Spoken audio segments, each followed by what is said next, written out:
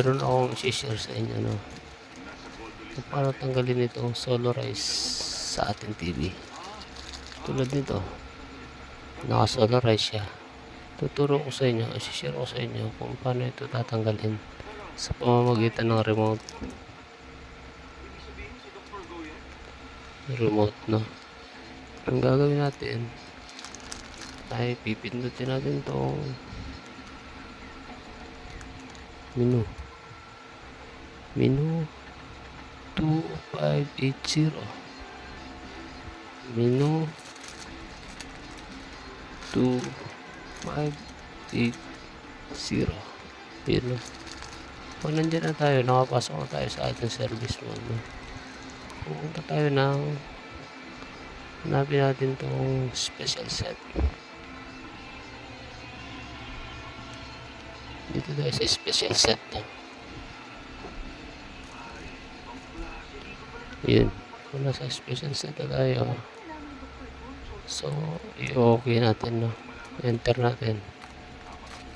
Yun, kung nasa enter na natin yung ating special set, dito tayo pumunta ng panel control, no?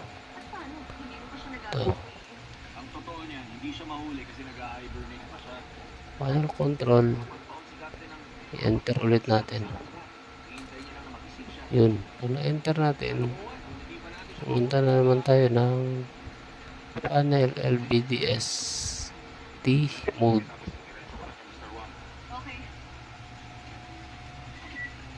So nakita natin naka-on na.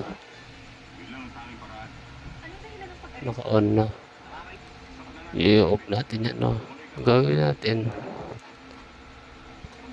pindutin natin itong side na to para mag-off siya. Yun, no? Nakita mo naka-on siya. So i-off lang natin yan. Pindutin natin ito ulit to side na to para mag-off. Ayun, no?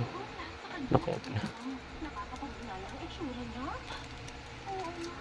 So okay na siya, no? Sana meron kayong matutukan nyo ang pagtanggal natin ng solarize. Sana meron kayong konting napulot na konting kaalaman. So hanggang dito na lang. Maraming salamat.